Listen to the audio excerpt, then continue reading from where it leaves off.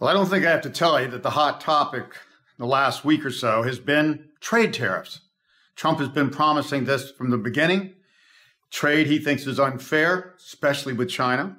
And then America's had bad deals for many years, and we've kind of been subsidizing other countries with our trade deficits and their trade surpluses. And a lot of countries are subsidizing industries, and boy, China off the charts. So this is finally happening. Now, the markets reacted to this at first. I mean, we had what looked like could be a peak on January 26th. We came down and tested our very important two-year trend line and barely bounced off of it after penetrating a bit. We came back to the top of that kind of what we call rising wedge, and markets turned down for 3 days when these trade tariffs were announced. Markets don't like trade tariffs. Yes, they may benefit the steel and aluminum industries, but then everybody else in the country has to buy from them, incorporating their products. So consumers end up paying higher prices. Most businesses pay higher prices, and those industries get favored.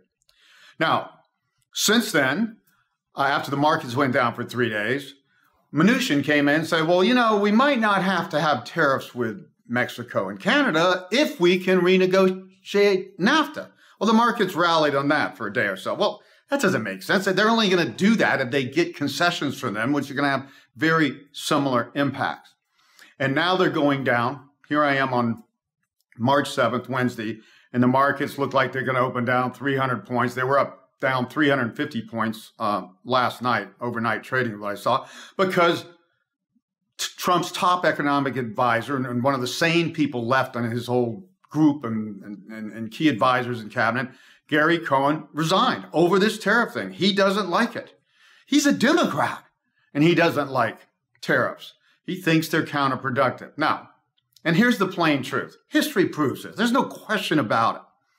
Right in the early part of the latest book, 0 Hour, we showed that globalization first surged from the 1850s into World War I and then peaked and went and contracted 60%. Global trade, exports, imports, contracted 60% over 33 years. First, it was World War I. Of course, that's going to disrupt trade.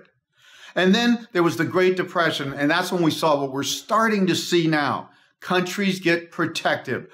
America first, or Germany first, and we're going to protect our own industries and workers, and we're going to raise tariffs. Well, then people retaliate. That's why the markets don't like this. If we've slapped tariffs on China, and Europe, and especially Canada and Mexico, are our biggest trading partners, they're going to retaliate in some way. Of course they would. So what you've had recently is that some of the Republicans, Paul Ryan and some others, and then some of the more intelligent people are saying, look, there are unfair practices, and I agree with that. There's no question that China has overbuilt capacity in all types of export industries. They subsidize those industries, otherwise they wouldn't be profitable and would have to close down.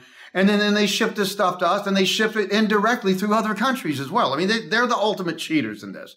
And so people saying these tariffs should be more surgical. Let's get at these specific countries and these specific sectors. Let's not just put an across-the-board tariff on cars from Europe or steel and aluminum from everywhere and on and on. And I think that is more intelligent. Now, we'll see if that happens. Because you know Trump, I mean, Trump is not the most rational man, and he does what he wants to do and doesn't really listen to advice. Sometimes I agree with him, sometimes I don't, but I do know he doesn't listen to people. He does what he wants to do, and he's loyal to his base, and his base would like to put a tariff on everything. Would like to trade nothing with foreign countries and have no immigration. And you know what? That's exactly what happened in the Great Depression. Immigration went from the highest relative levels to our population in between 1907 and 1914 down to near zero. And trade tariffs went up around the world because they started and everybody retaliated. And of course, global trade contracted, and it just made, historians agree, economic historians agree, it made the Great Depression worse, not better. But this is natural human behavior. When your economy's threatened, you say, well, we need to protect ourselves and we need America first. And that's exactly what we're seeing.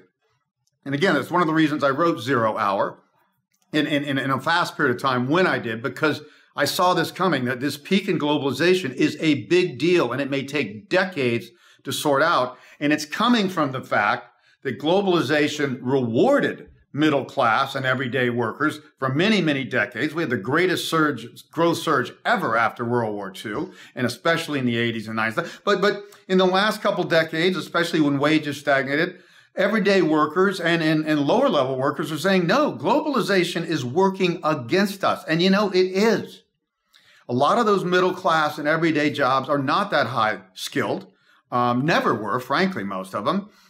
And now people in China can do it, or people in Mexico can do it, or immigrants can come here from any country, and legal or illegal, and do those jobs for lower wages. So it has hurt the everyday worker, and they're mad, and that's how Trump won the election. He realized that was the big issue, not what the Democrats and Bernie Sanders were talking about, the top 1% on Wall Street making all the money while middle class went sideways. Yeah, that's true too. I made that argument all over the place, but you got to remember, the everyday person thinks their kids are above average and that they're going to be in that 1% or 10% one day. So they don't want to fight that as much.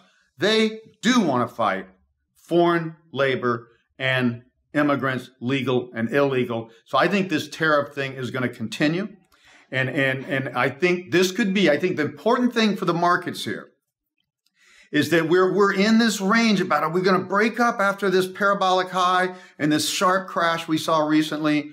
Or are we going to break that bottom trend line? And we're just about 2 to 3% away from it right now. This could be the issue that finally tips things. So I don't know exactly what's going to happen in the next week, and the markets have been, down on the tariffs and then up when Mnuchin says something, and now they're down again when Cohen leaves. We'll see how this plays out, but this could be the tipping point. And what we've been saying for a long time now, we break the bottom trend line clearly from early 2016 through recently. That's going to be about a 10, 12% correction, as we just saw recently. But if we break that, we're likely to be down 40% plus within 3 months of the top. And the top could have come in January 26th. We shall see. We're going to stay with this trend till it's broken because we don't want to miss this bubble. And then we've been very bullish since Trump got elected because we knew we were going to get these tax cuts. But trade tariffs look like it may be the straw that breaks the camel back. So beware of this, and we'll be looking at this closely over the next week.